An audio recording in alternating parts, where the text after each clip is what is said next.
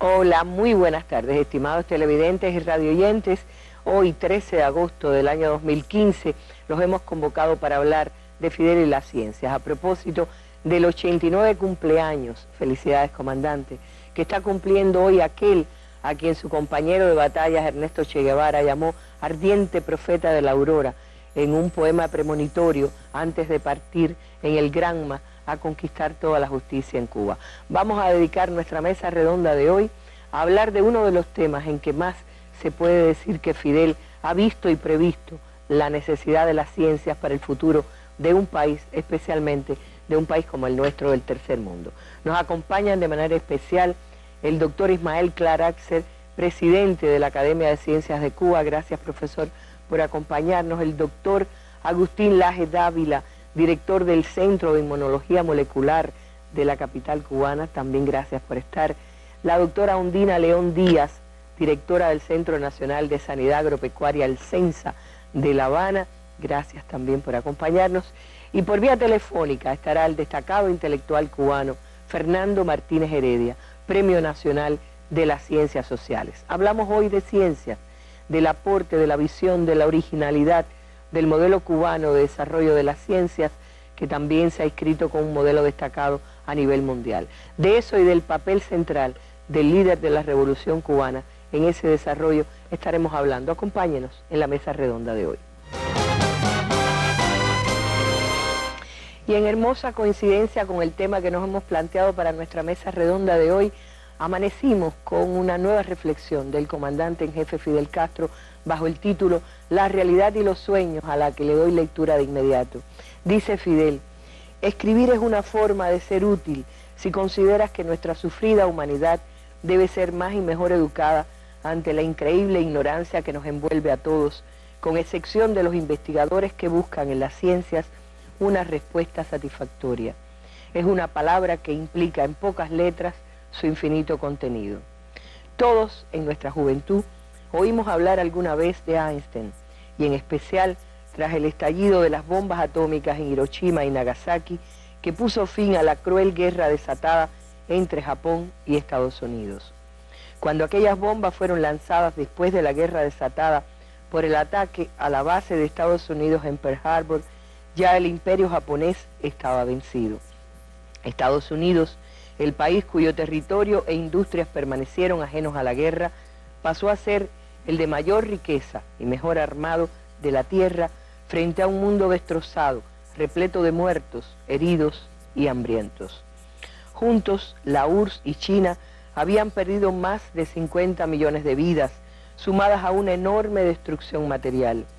Casi todo el oro del mundo fue a parar a las arcas de Estados Unidos. Hoy se calcula que la totalidad del oro como reserva monetaria de esa nación alcanza 8.133,5 toneladas de dicho metal. A pesar de ello, haciendo trizas los compromisos suscritos en Bretton Woods, Estados Unidos declaró unilateralmente que no harían honor al deber de respaldar la onza Troy con el valor en oro de su papel moneda. Tal medida decretada por Nixon violaba los compromisos contraídos por el presidente Franklin Delano Roosevelt. Según un elevado número de expertos en esa materia, crearon así las bases de una crisis que, entre otros desastres, amenaza a golpear con fuerza a la economía de ese modelo de país. Mientras tanto, se adeuda a Cuba las indemnizaciones equivalentes a daños que ascienden a cuantiosos millones de dólares, como denunció nuestro país con argumentos y datos irrebatibles a lo largo de sus intervenciones en las Naciones Unidas. Como fue expresado con toda claridad por el partido y el gobierno de Cuba, en prenda de buena voluntad y de paz entre todos los países de este hemisferio y del conjunto de pueblos que integran la familia humana, y así contribuir a garantizar la supervivencia de nuestra especie en el modesto espacio que nos corresponde en el universo, no dejaremos nunca de luchar por la paz y el bienestar de todos los seres humanos, con independencia del color de la piel y el país de origen de cada habitante del planeta, así como por el derecho pleno de todos a poseer o no una creencia religiosa. La igualdad de todos los ciudadanos a la salud, la educación, el trabajo, la alimentación, la seguridad, la cultura, la ciencia y al bienestar, es decir, los mismos derechos que proclamamos cuando iniciamos nuestra lucha, mas los que emanen de nuestros sueños de justicia e igualdad para los habitantes de nuestro mundo, es lo que deseo a todos, a los que por comulgar en todo o en parte con las mismas ideas, o muy superiores, pero en la misma dirección, les doy las gracias, queridos compatriotas. Firma Fidel Castro Ruz, agosto 13 de 2015, 1:23, ante meridiano. Y esta es la reflexión con la que amanecen hoy los medios de prensa en Cuba, noticia del día sin discusión a la que se suma otra muy importante, la llegada a Cuba en la noche de ayer del presidente del Estado Plurinacional de Bolivia, el compañero Evo Morales Jaima, quien acaba de hacer una importante donación en una escuela que lleva el nombre de su estado en la capital cubana. Esta es la noticia del día.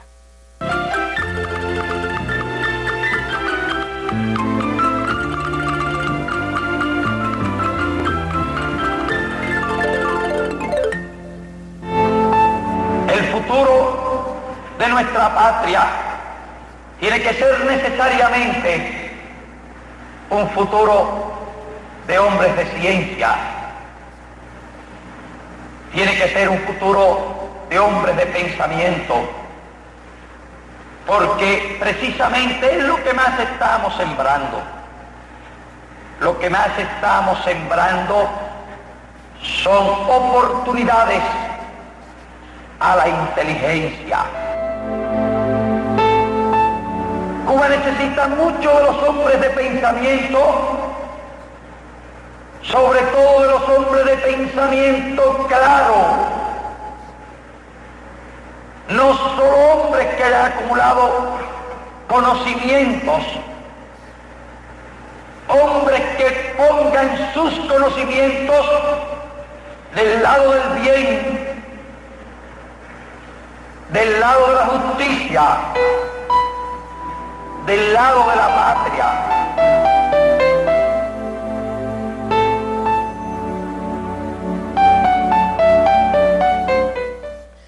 La empresa Sidmatel tiene una multimedia donde ha hecho una compilación de las importantes intervenciones, las más importantes de Fidel sobre la ciencia. Posiblemente sea uno de los temas del que más ha hablado a lo largo de la historia, doctor Ismael Clark.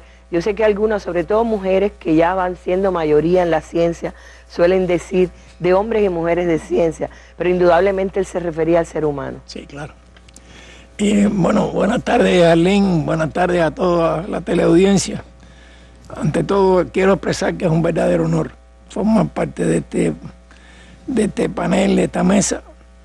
Y efectivamente, no pienso que pudiera haber un preámbulo mejor para esta recopilación, esta reflexión de hoy, que precisamente esos fragmentos del discurso del comandante jefe, que curiosamente significativamente fue pronunciado en un momento muy temprano de la época de la Revolución. Ese es el discurso del 15 de enero de 1960 ante los congregados para celebrar el 20º aniversario de la Sociedad Espeleológica de Cuba, significativamente en el local que hasta entonces ocupó y hoy ocupa de nuevo la Academia de Ciencias. Con esa declaración, el compañero Fidel marcó un verdadero viraje en la historia de la ciencia en Cuba. Esto no es un halago gratuito, no es una adulación que además sé de sobra que él no perdonaría. Es que realmente sucede así. Este es un momento que marca un giro, porque a partir de esa declaración, como con todas las cosas del comandante jefe, eso no se quedó en meras palabras. Prácticamente a partir de ese momento se empieza a poner en práctica una política de la revolución para el fomento de una actividad que hasta ese momento no puedo decir que no existía, pero que institucionalmente prácticamente no existía, y como connotación social era prácticamente irrelevante, aunque hubo siempre personalidades, precursores muy destacados, tanto en el siglo XIX como en la etapa republicana del Pero eran siglo XX. excepciones. Sí, eran grandes figuras de relieve. Bueno, por favor, estamos hablando de personas como Varela, Ajá. o como Puey, O como o como Finlay. Curí, y bueno, estaba dejándolo para el final, o como el de más relieve a nivel universal en la ciencia, como Carlos Finlay, Fernando Ortiz. Pero bueno, precisamente uno puede intentar decirlos de memoria y no se equivoca mucho, porque es que realmente eran, lamentablemente, muy pocos las figuras de ese relieve. Eran Además, iluminados. Ahora, una cosa interesante también, en el año 60, Sí. todavía no ha habido alfabetización, está hablando todavía no había de un sociedad. país Es un analfabeto. país donde hay 1 millón de analfabetos. Y él, antes de poner en práctica, claro, me imagino que sí lo tenía en Claro. su cálculo, en su visión, que es lo que quisiera subrayar con esta palabra preambular mía, pero en esa visión suya, ya él sabía que después de la alfabetización había que avanzar a toda velocidad en crear una capacidad, como él explica ahí, creando oportunidades a la inteligencia. Porque si algo me parece que caracteriza la política de la revolución, debo decir, la conducción de Fidel de la política de la revolución en materia de ciencia, es la confianza en la creación de capacidades científicas propias, dicho de una forma más popular, en la capacidad de los cubanos para hacer ciencia, y una ciencia que respondiera a los propósitos de la revolución, no una ciencia cualquiera, no una ciencia diletante, no una ciencia por el puro placer de la investigación científica, que es legítima, pero no principalmente para eso, sino esencialmente para servir al pueblo, para servir a los propósitos de desarrollo social de la revolución. Esa es una cuestión, a mi entender, básica, y que está ya definida en este discurso que se presenta. Profesor, en ese momento, ubiquémonos en el mundo de ese momento, no en la Cuba analfabeta, recién emergida de un proceso revolucionario, sino en el mundo de esa época. ¿Había algún otro país que tuviera las dimensiones del nuestro? Yo creo que se puede decir con toda certeza que en general en lo que después se llamó el tercer mundo, o sea, en los países con un nivel de desarrollo distinto, subordinado a los del capitalismo central e incluso de los países del llamado campo socialista europeo, en estos países que podemos más correctamente llamar subdesarrollados, no había la menor conciencia del papel de la ciencia. Y en los centrales sí, en los países... En los centrales ya había ocurrido, como conversábamos hoy a mediodía con el profesor Laje, en los centrales, a partir de la posguerra y con la experiencia del papel que había desempeñado la ciencia en el logro de victorias militares de unos bloques sobre otros, sí se desencadenó, especialmente en Estados Unidos, que recuerden que salió ileso de una guerra devastadora para el mundo en Estados Unidos. Ileso y enriquecido. Enriquecido, además con toda la capacidad que mantiene hasta hoy, el deseo y la capacidad de absorber cuantos científicos destacados en cualquier parte, y con la capacidad económica de poner recursos de por medio. Bueno, eso determinó, curiosamente, con una importante, vamos a decir, iniciativa del aparato estatal norteamericano, un auge sin precedentes de la actividad científica, en el entendido de que ese auge, más tarde o más temprano, tendría que expresarse, como en efecto se ha expresado, en aspectos que tienen que ver con el desarrollo económico. No tanto en el desarrollo social, no es que yo quiera poner las cosas a mi óptica, pero realmente es así, con un énfasis en la capacidad de a la larga expresarse en realizaciones económicas extraordinarias. Es decir, ya había una comprensión a ciertos niveles de que la ciencia podría marcar la diferencia y podría poner a unos países por delante de otros. La ciencia en función de la sociedad. En los países sí. Sí. No, me preguntaba, pero es que es un fenómeno reciente, es decir, hay que poner esto en su historicidad, ¿no? Porque, bueno, muchas veces los que estudian ciencia y los jóvenes que estudian la ciencia tienden a pensar que las cosas fueron siempre así. pero el fenómeno de la institucionalidad de la ciencia en la historia de la humanidad es un fenómeno reciente. Las academias de ciencia. Sí, la ciencia era una función de determinadas individualidades. Realmente, la primera vez en el mundo que un Estado crea un instituto científico en 1911, que es lo que fue el Instituto Max Planck en Alemania. Pero el tiempo, eso es tiempo histórico, eso es ayer. El tiempo histórico, eso es ayer. Es decir, la institucionalidad de la ciencia y la promoción de la ciencia como función de los estados nacionales es un fenómeno que en la humanidad tiene 100 años. 100 años. ¿No? Y que en el momento en que Fidel dice eso, es un fenómeno embrionario. Y en algunos países.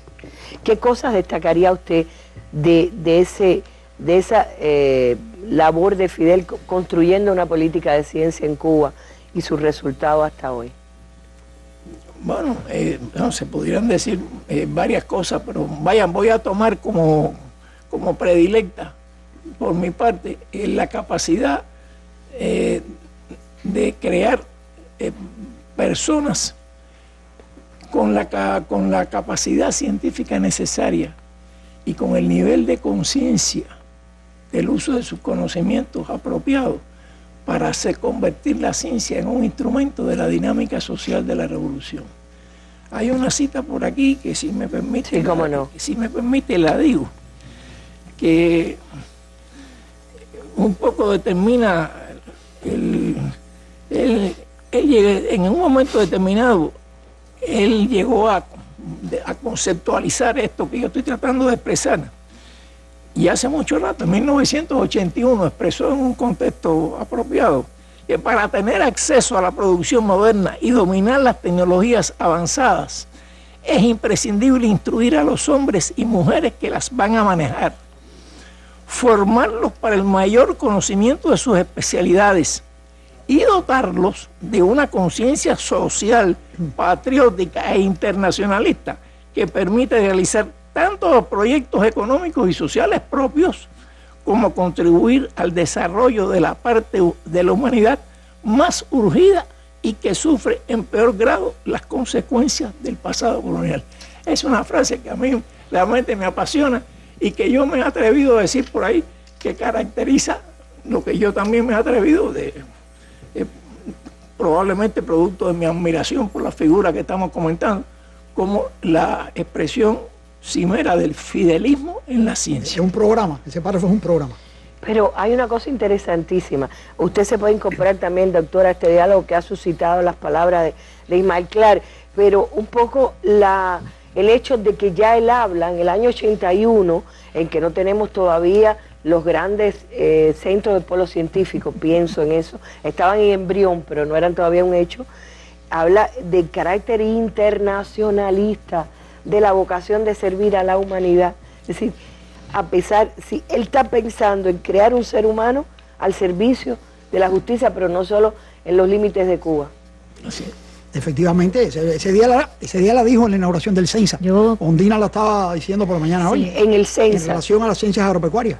Sí, realmente lo habíamos conversado, la importancia que él le da en el sentido especial de que se transforme no solamente la sociedad cubana en favor del pueblo, sino que también se visualice el apoyo a otros países de la región, sobre todo subdesarrollados.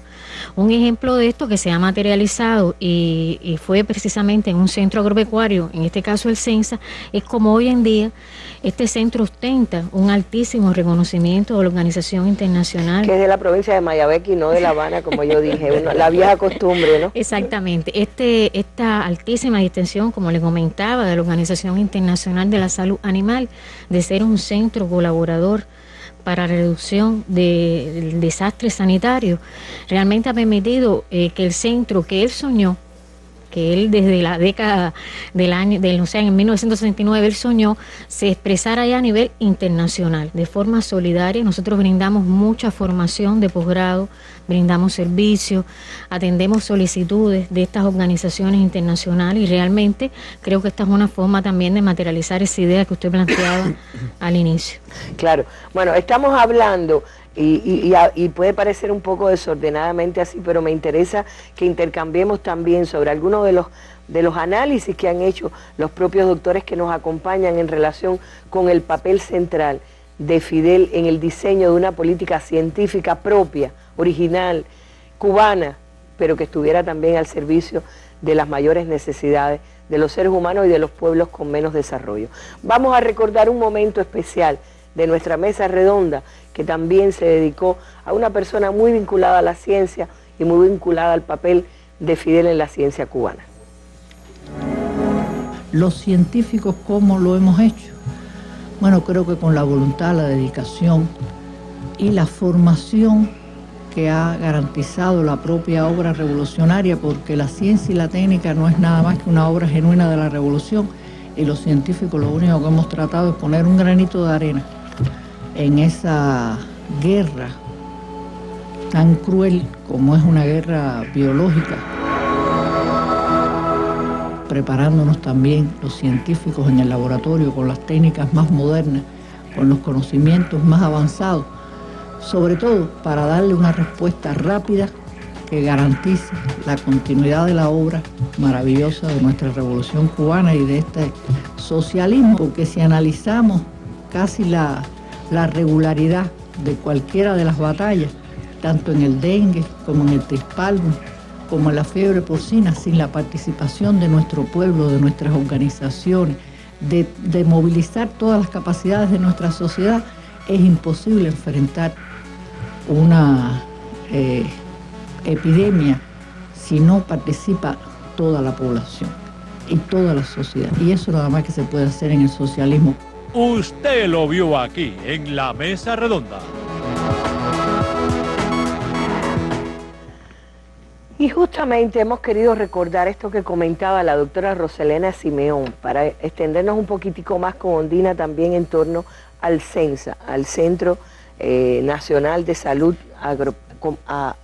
Sanidad Agropecuaria. Porque, es decir, el centro surge en un momento en que todavía Cuba no se ha enfrentado a los terribles ataques que serían después la fiebre porcina, el trispalme y tantos ataques que está probado a lo largo de la historia que fueron contra el desarrollo agropecuario de nuestro país. Es decir, hay también un ejemplo de una visión adelantada. Visión estratégica muy... ¿Cómo es el origen del propio centro de ustedes y la capacitación no habiendo tenido antecedentes en el país? Bueno, como usted dice, Arlene, el centro tuvo el privilegio de surgir a partir de una visión muy importante del comandante. Cuba es un país agrícola, con importantes recursos fitogenéticos y en la ganadería, y en aquellos momentos realmente el país, en el año 69, necesitaba de crear capital humano, de formar capital humano, para poder, como decía la doctora Roselena en las imágenes que vimos, poder tener un diagnóstico rápido, preciso, ante cualquier emergencia sanitaria que surgiera. El CENSA surge a partir de este maravilloso centro que es el CENI, el Centro Nacional de Investigaciones Científicas. Es el embrión, es el centro, pudiéramos decir, promotor de muchos centros de ciencia, y él tuvo la idea de, a partir del año 67, crear un proyecto que él denominó CENSA. En ese momento era Centro Nacional de Salud Animal, quizás por eso usted tiene esa, y hay muchos todavía compañeros que le llamamos así. Y en ese momento, por supuesto, se creó como departamento, como dirección dentro del propio CENI, ese grupo de jóvenes y de médicos importantes. Yo creo que eso me gustaría referirme a que la fundación del CENSA estuvo marcada por un hecho importante, y es que él tuvo la percepción de que se formara con personas que tuvieran determinado nivel de rigor en su formación y determinado nivel de preparación, y él pensó que eso podía encontrarlo en los médicos. O sea, la graduación del año 1968 de médicos, él pidió no médicos veterinarios, sino médicos humanos. Médicos humanos. Él expresó la necesidad de que un grupo de ellos pudieran conformar el capital humano futuro, y por supuesto los cuadros. Hoy en día incluso hay muchos cuadros estatales que proceden del CENI y del CENSA, y por eso es que nuestra célula fundamental es de médicos humanos. Después se fueron incorporando otro personal de otras carreras universitarias, etcétera. El CENSA, por supuesto, hoy en día abarca también la esfera de la sanidad vegetal. y abarca también otras importantes actividades. Nosotros, además de brindar servicios altamente especializados, específicamente en el diagnóstico de enfermedades no presentes en el país, o sea, exóticas, transfronterizas, ya sea emergentes y reemergentes, ha probado durante estos años su capacidad, o sea, esa visión de formar ese capital humano, de tener las tecnologías disponibles, estén donde estén, y el hecho de estar vinculado a la problemática de la producción, el hecho de tener esa vinculación no solamente con la producción, sino también con la sociedad, con el campesino, con los científicos en general, en la integración de centros de ciencia también ha permitido que el centro reciba resultados importantes. Y una cosa importante, porque yo ahorita decía de La Habana, es Mayabeque, pero no es gratuito, no es casual que el CENSA esté ubicado en la provincia de Mayabeque. ¿En qué lugar? En el corazón de un concepto también, ¿no? Que es el concepto de vincular ciencia con universidades y centros de producción. Esa fue otra idea, yo diría también genial, de nuestro comandante.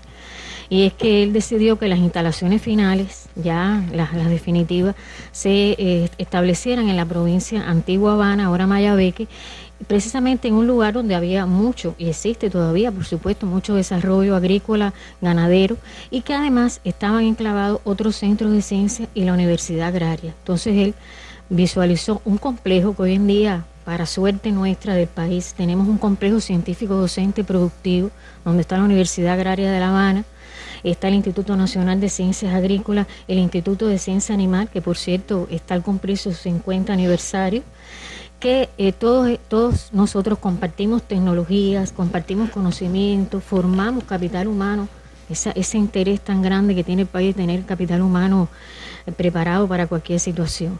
Entonces realmente esa idea también de comandante fructificó muy positivamente y se ha extendido a otras universidades. Hoy en día nuestro Ministerio de Educación Superior, que es al cual pertenecemos todos estos centros, pues ha multiplicado sus esfuerzos en otras universidades, en otros centros de investigación del propio ministerio y de otros ministerios. Entonces, bueno, creo que son ideas geniales que han tenido una materialización muy oportuna. Y así, gracias profesora, y así como un día el CENIC se multiplicó en cientos de centros de investigación científica por todo el país, también el Centro de Biotecnología tuvo sus filiales, por ejemplo en Camagüey. Vamos a ver un reportaje de este centro, cómo funciona en Camagüey, porque esto también está muy vinculado al concepto de Fidel de un desarrollo integral a través de todo el país y no solo en la capital cubana. Las fotos guardan el inicio de un sueño que hoy es contundente realidad. Fidel, el 25 de julio de 1989, en recorrido por los laboratorios donde la ciencia tendría su cúspide en Camagüey. Nacía el Centro de Ingeniería Genética y Biotecnología Gramontino con la certeza del extraordinario valor humano e investigativo que allí se crearía. Sin duda fue un motivo de estímulo para todos los jóvenes que nos encontrábamos en ese momento, entrenándonos en el Centro de Ingeniería Genética y Biotecnología de La Habana, para ese grupo inicial, para ese embrión. Poco más de un cuarto de siglo después, en este colectivo, productor de biofármacos para la rama agropecuaria y empeñado ahora, además, en prometedoras investigaciones en la esfera biomédica, la encomienda visionaria de Fidel continúa siendo la principal guía. Por las ideas de nuestro comandante jefe, la manera de pensar, se nos ha ido inculcando lo de cerrar el ciclo que empieza desde investigación y termina en la facturación o comercialización. En los productos como Gabay y Bernén ya hemos logrado este empeño. Hay otros productos que están en desarrollo, como el producto contra la peste porcina clásica, que es algo que está en desarrollo y que el año que viene debe tener una realización comercial ya. Entonces, la idea con esto es lograr que los mismos ingresos que genere nuestra institución sirvan tanto para un apoyo a las actividades científicas y sociales de nuestro país, como para desarrollar nuevas investigaciones, y por eso se cierra el ciclo, y en los últimos años realmente hemos tenido un crecimiento impresionante en cuanto a la realización comercial de nuestros productos.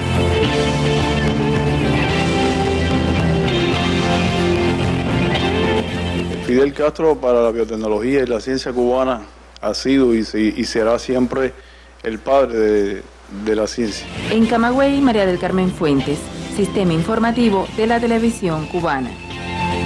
Profesor, y yo lo interrumpí en el desarrollo de sus ideas ahorita. Me gustaría que pueda un poco redondear a partir de esto que hemos visto también del CENSA, de la biotecnología. Sí, porque es que yo creo que habría que decir que esta visión del futuro y del papel de la ciencia en ese futuro por parte del comandante jefe, bueno, se puso en práctica y se ha demostrado en el desarrollo de Cuba como país. Pero es que desde un principio, desde muy temprano también, hay una proyección de su pensamiento en relación con el papel de la ciencia frente a los principales conflictos de la humanidad en su conjunto, de los gravísimos problemas que enfrenta la humanidad. Yo hoy hacía el ejercicio de citar un parrafito que creo que podré tener un minuto para leer, que revela su capacidad de anticipación. Él dijo, después voy a decir en qué año: la humanidad del futuro tiene retos muy grandes en todos los terrenos. Una humanidad que se multiplica vertiginosamente, que ve con preocupación el agotamiento de algunos de sus recursos naturales, que necesitará dominar la técnica, y no solo la técnica, sino incluso los problemas que la técnica puede crear, como son los problemas, por ejemplo, de la contaminación del ambiente. Y ese reto del futuro solo podrán enfrentarlo, de nuevo su insistencia en la capacidad de los humanos, solamente podrán enfrentarlo las sociedades que estén realmente preparadas. Estas palabras que parecen pronunciadas ayer son pronunciadas en un evento en 1974.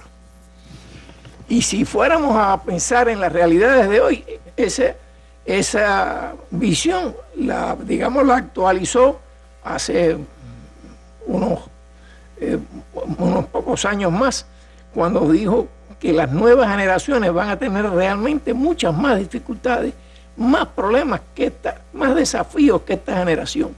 Hay que pensar en el siglo XXI en términos de la lucha que hay que librar contra todos estos fenómenos, desde los fenómenos de tipo político, de tipo social, hasta los de tipo económico. Nuevas enfermedades surgen, se extienden.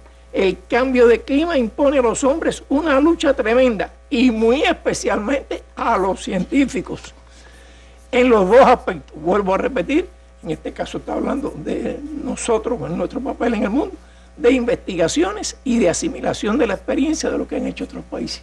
Es una magnífica combinación de la interrelación estrecha en su pensamiento entre la revolución en Cuba y su papel en la realidad mundial. Y usted sabe que a mí me impresiona, usted comentaba hoy también algo en relación con el liderazgo tremendo de Fidel frente al desafío de la ciencia.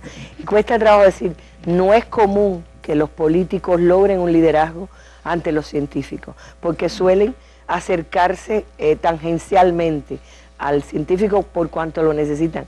Es como una participación desde dentro.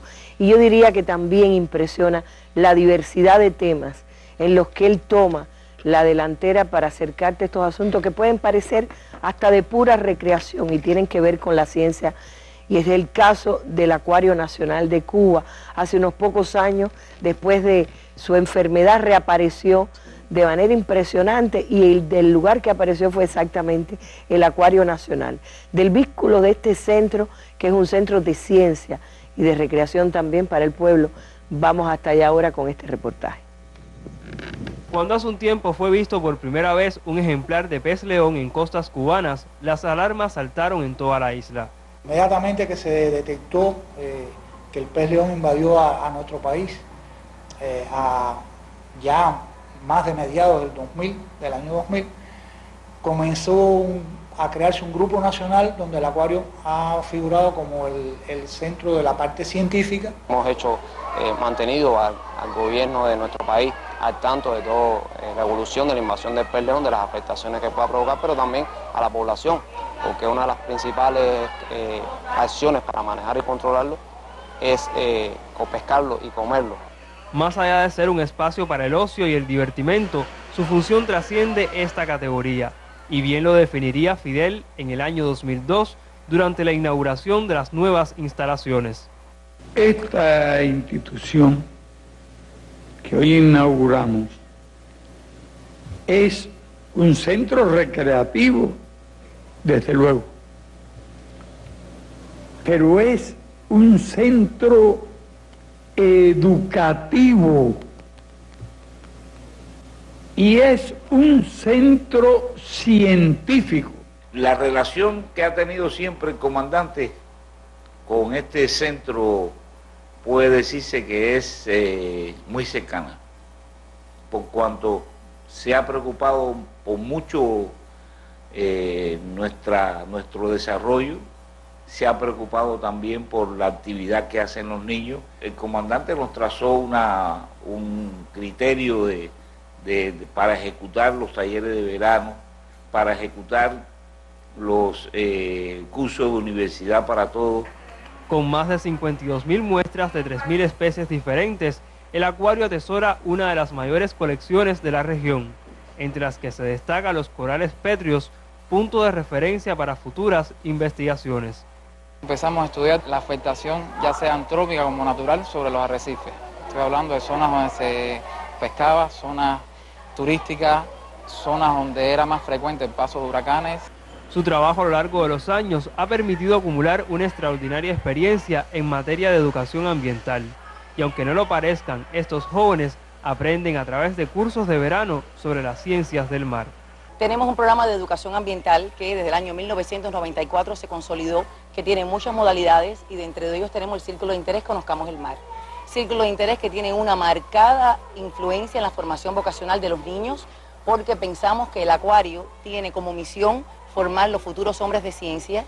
Conservar para las futuras generaciones la riqueza de nuestros mares es un empeño de los trabajadores del Acuario Nacional, punto de encuentro entre la naturaleza y el hombre que nos devela los secretos más profundos del océano desde la seguridad de tierra firme. Adolfo Ley y Oscar Figueredo Reinaldo, especial para la Mesa Redonda. Mi más profunda convicción es que las respuestas a los problemas actuales de la sociedad cubana, que posee un promedio educacional cercano a 12 grados, casi 1 millón de graduados universitarios y la posibilidad real de estudio para sus ciudadanos sin discriminación alguna, requieren más variantes de respuesta para cada problema concreto que las contenidas en un tablero de ajedrez. Ni un solo detalle se puede ignorar y no se trata de un camino fácil, si es que la inteligencia del ser humano en una sociedad revolucionaria ha de prevalecer sobre sus instintos.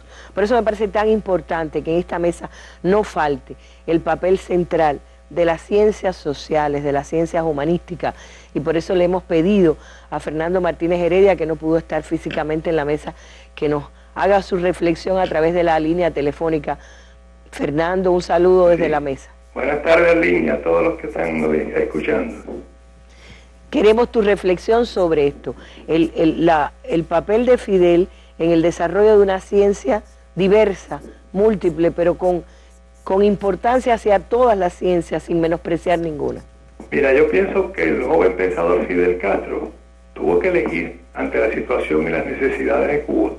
Su sentido del deber y su vocación lo llevaron a la acción política. Y ella lo convirtió en el líder máximo y el conductor de la revolución cubana. Fidel ha sido el educador popular y el motor de que los humildes se apoderaran de la vida, la liberación y la cultura. Pero yo estoy seguro de que vendrá el día en que se le estudie como uno de los grandes pensadores sociales del siglo XX. En la política respecto a la ciencia, como en tantos otros campos, Fidel supo romper las vallas del mal llamado subdesarrollo y los esquemas que padecen las mentes colonizadas.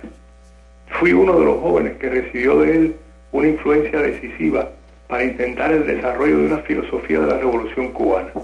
Y en esos mismos años, Fidel estaba impulsando directamente una multitud de empeños muy diversos para lograr desarrollos científicos y técnicos que sacaran adelante al país y que le aseguraran un futuro diferente al que sufren hasta hoy la gran mayoría de los pueblos del planeta.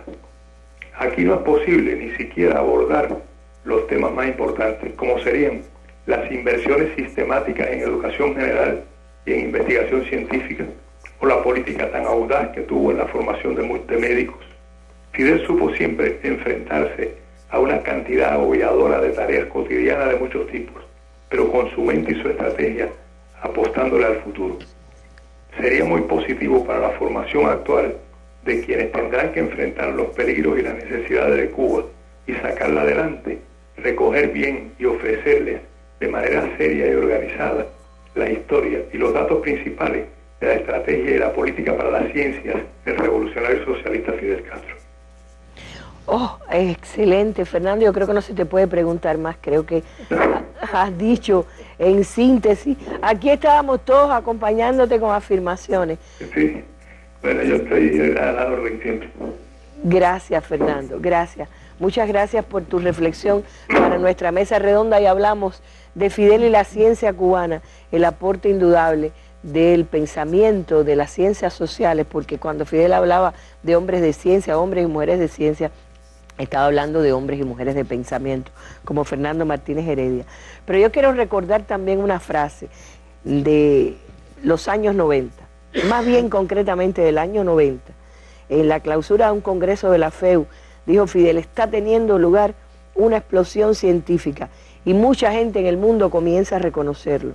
Quiero decirles, compañeros, que no se pierde un minuto, a veces no pasan ni 24 horas desde el momento en que en un laboratorio, en algún lugar, en alguna universidad, en un centro de investigación, han descubierto algo y en el momento en que se toma la decisión de hacer una planta piloto. Y mientras se construye a toda velocidad la planta piloto, se van proyectando fábricas. Eso decía Fidel en el 90 y yo estoy segura que está en la génesis del Centro de Inmunología Molecular. Quiero que veamos algo de lo que ocurrió en 1993. La ciencia y las producciones de la ciencia deben ocupar un día el primer lugar de la economía nacional. Pero a partir de los escasos recursos, sobre todo recursos energéticos que tenemos en nuestro país, tenemos que desarrollar las producciones de la inteligencia. Y ese es nuestro lugar en el mundo, no habrá otro. Todas estas que se derivan del esfuerzo que estamos haciendo en las investigaciones y de los productos de las investigaciones. Porque en eso podemos competir con japoneses, alemanes. ¿Esto es qué año es? Eso es 1993, Arlene. 1990, y es en Santiago de Cuba. Es en Santiago de Cuba, ese es el Centro de Biofísica Médica de Santiago de Cuba. Yo me alegro que hayamos traído el video aquí, porque mucha gente no conoce esa intervención. Blanco y negro, no tiene mucha calidad. No, es que no era un discurso público, no era un acto público, fue una reflexión de él con un grupo de investigadores ahí, que por suerte para todos nosotros, alguien había con una cámara de video y capturó esa reflexión de Fidel. Tiene una trascendencia tremenda. Y es el año más difícil del periodo especial. Donde tocamos 1993. Caímos por debajo del 34% del PIB, sí. Menos 34%. Sí, ahora estamos discutiendo en toda la prensa los fenómenos de Grecia. Bueno, Grecia lo que perdió fue el 18% del Producto Interno Bruto. En esta crisis nosotros perdimos el 35%. Para que tengamos una idea de la profundidad del problema a que se enfrentó el público. Ahora, Agustín Laje, cuando le preguntábamos, cuando quisiera destacar algo del papel central de Fidel en la ciencia o el modelo cubano de ciencia inspirado por Fidel, hablaba de una palabra que puede ser singularidad u originalidad. Sí, yo quisiera empezar por ahí realmente. Este tema es muy bueno para celebrar el aniversario del comandante en jefe. Pudiera haber miles de temas, pero este es un tema muy bueno, porque además nos permite subrayar la originalidad de este fenómeno de colocar la ciencia y la tecnología en el centro de un proceso revolucionario, ¿no? Ahora lo vemos del siglo XXI y vemos gente en otros países hablando de eso, pero estamos en el siglo XXI, es decir, en 1960, ¿no? Esto no estaba en la agenda de los procesos revolucionarios. Y ese es un elemento de los tantos elementos de originalidad de nuestra revolución, porque ahora que en los medios académicos nuestros y en mucha gente que escribe, pensadores, estudiosos, está un poco frecuente autocriticarnos por las cosas que copiamos de otros modelos. Bueno, esa autocrítica es justa, pero también hay que decirle y transmitirle a las otras generaciones la cantidad de rasgos que tiene nuestro proceso revolucionario que no son copias de nadie. Porque originales y victoriosos. La revolución cubana ha sido original en su política exterior, ha sido original en su política agraria, ha sido original en su doctrina militar, ha sido original en las funciones del partido en la sociedad, ¿no? Ha sido original en su política educacional, ¿no? Ha sido original en muchas cosas, ¿no? Y uno de los elementos de originalidad de la revolución es esta centralidad de la ciencia y la técnica, que uno lo ve a través de diferentes hitos del pensamiento. A mí me gusta marcar esto con 3 momentos, ¿no? El primero fue el que pusimos al principio, esa frase de Fidel, del futuro hombre de ciencia, que no dejo de repetir que cada vez que hablamos de la frase hay que decir la fecha. Es decir, en 1960, anterior a la campaña de alfabetización. Pero después, en 1990, ¿no? Fidel dice, la independencia, estamos hablando de algo tan sagrado como la independencia del país, y Fidel dice, la independencia no es una bandera, o un himno, o un escudo. La independencia no es cuestión de símbolo. La independencia depende del desarrollo, depende de la tecnología y depende de la ciencia en el mundo de hoy. Es decir, Fidel establece un vínculo entre el desarrollo científico-técnico y nada menos que la soberanía nacional. Y posteriormente, este otro hito de la frase de 1993 en Santiago de Cuba, cuando él insiste en que la ciencia y las producciones de la ciencia deben ocupar algún día en primer lugar en la economía nacional y que ese es nuestro lugar en el mundo, ¿no? Y ahí entonces de nuevo establece él en esa frase un vínculo entre la ciencia y la técnica y el desarrollo económico y la inserción de Cuba en la economía mundial. Es decir, que ahí hay un pensamiento que es muy constante a lo largo de... hay una coherencia. De la prédica. Claro.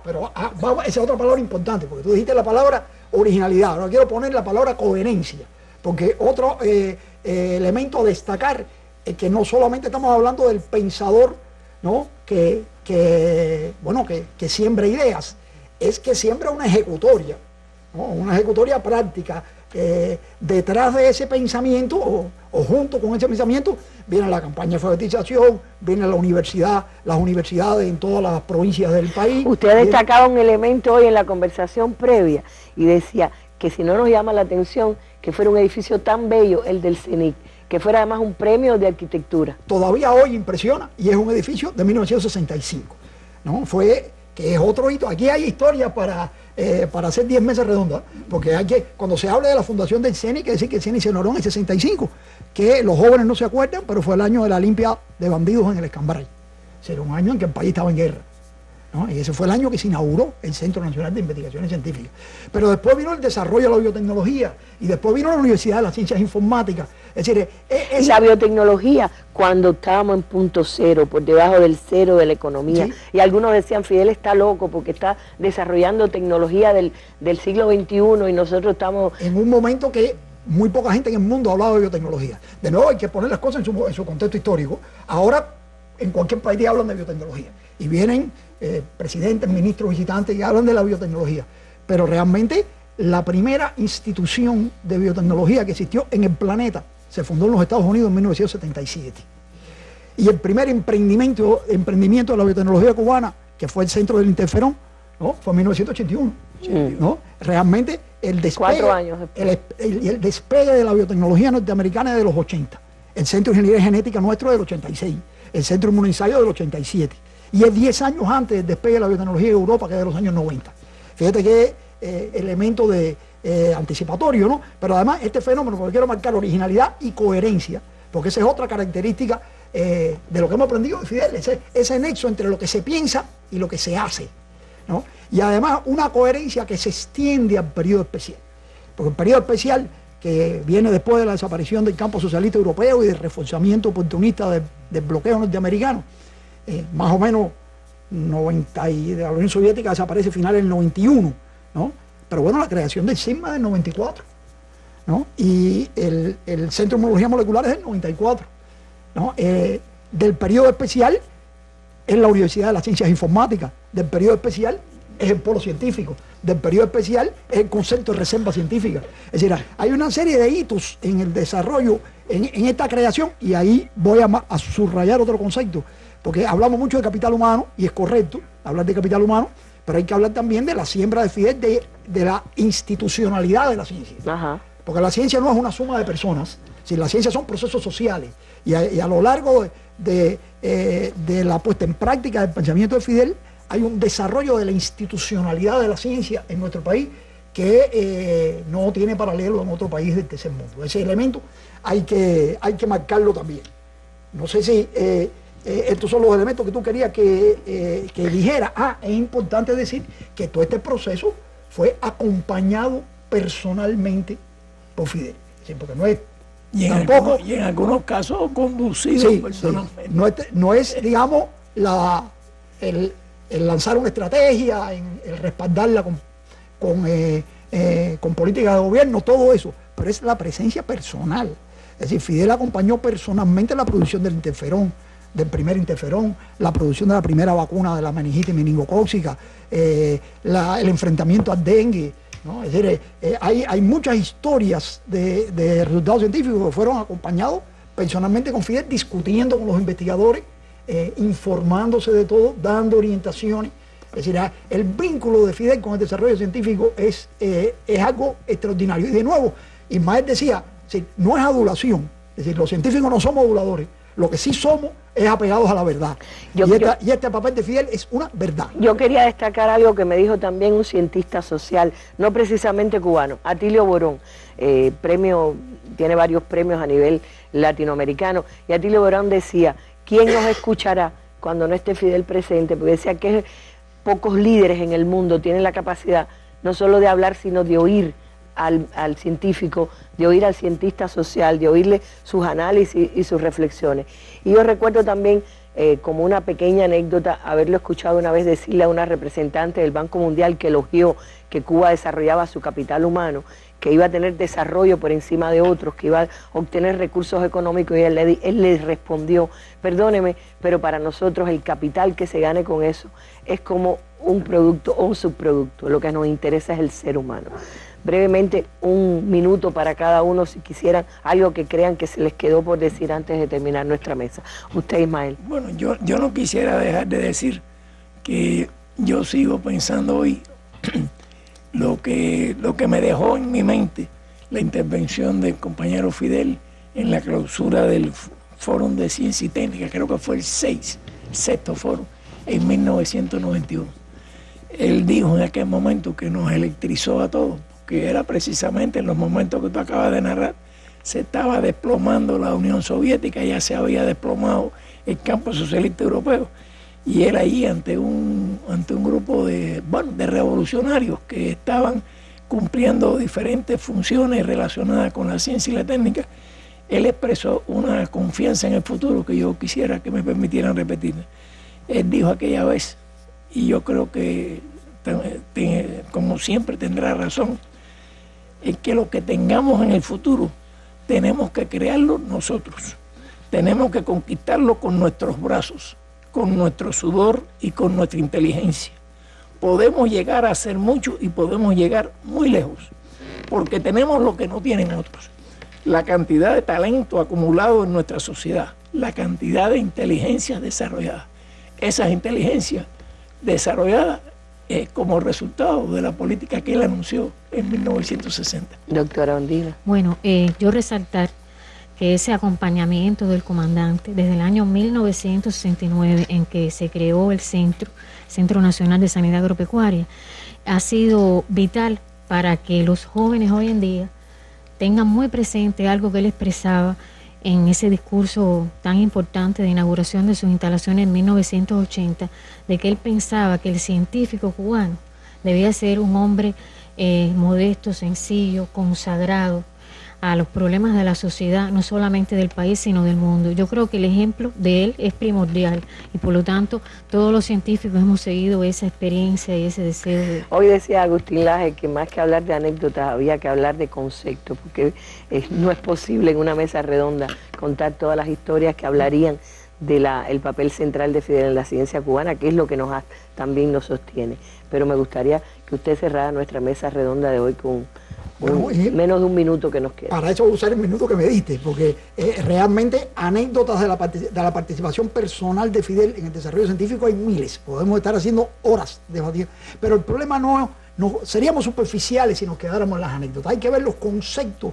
Y yo empecé a tomar nota cuando me hiciste la pregunta. Yo noté 7 cosas. Noté 7 conceptos, ¿no? Y el concepto de compromiso con el futuro. Es decir, que no es romanticismo, ¿no? Es compromiso con el futuro para hacer cosas hoy, en función de ese futuro. El valor del conocimiento, ¿no? Para la defensa de la soberanía nacional y de la justicia social. El concepto del acceso masivo a los conocimientos y la cultura, porque el problema del desarrollo científico no es solamente la capacidad de crear conocimiento, la capacidad de utilizarlo, ¿no? Y para eso tiene que haber una cultura científica en la sociedad. La confianza en las potencialidades enormes de los seres humanos intelectuales y ética, esa confianza que Fidel sembraba en lo que podemos hacer, recordaba la frase aquella caracterizando al comandante en jefe que dijo Gabriel García Márquez, que dijo: es un hombre de ilusiones insaciables, incapaz de concebir ninguna idea que no sea descomunal. Ese concepto de la meta grande, el concepto de consagración al trabajo, el sentido de urgencia, esto que tú leías en esta frase, el papel de la ciencia en la economía, el tipo de economía que nosotros necesitamos, porque nosotros ni tenemos grandes extensiones de tierra como Argentina, ni tenemos millones de personas como China, ni tenemos recursos naturales. Si nuestra economía tiene que ser una economía basada en la ciencia.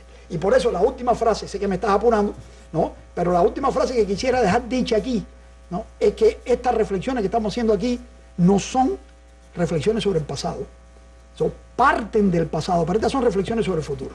Y precisamente lo que este análisis de la historia es para que sea utilizado por las jóvenes generaciones como punto de partida. Si nosotros, porque ahora es que nosotros más necesitamos una empresa estatal socialista de base tecnológica, ahora es cuando más necesitamos una inserción en la economía globalizada, que no la había en la década del 60, pero la hay ahora, con productos de la ciencia, el enfrentamiento a todos esos retos. Y si nosotros hacemos que estas reflexiones las sembremos en la mente de los jóvenes generaciones cubanas, entonces nosotros estamos convirtiendo el 89 aniversario de Fidel en otra batalla ganada por Fidel. Absolutamente, así será. Gracias Agustín, gracias Ismael, Ondina, también a Fernando en la distancia. Nos vamos, si nos da tiempo, con un tema. Hay una muchacha, una joven creadora, Ivette Letusé, le ha puesto música y lo canta a un poema que yo citaba al principio, el canto a Fidel de Ernesto Che Guevara, cuando previó que era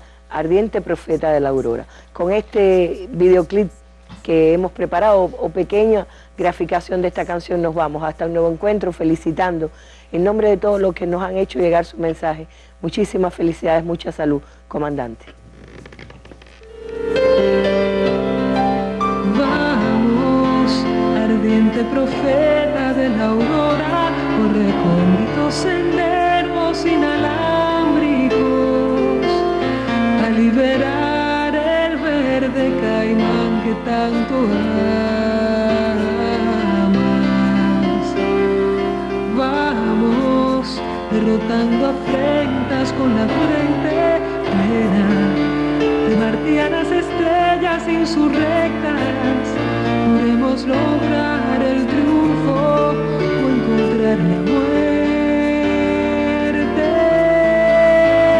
Cuando suene el primer disparo y se despierte en el asombro la manigua entera, allí a tu lado serenos combatientes nos tendrás. Cuando tu voz derrame hacia los cuatro vientos, reforma agraria, justicia, pan, libertad, allí a tu lado con idénticos acentos nos tendrás. Y cuando llegue al final de la jornada la sanitaria operación contra el tirano, allí a tu lado aguardando la postrer batalla,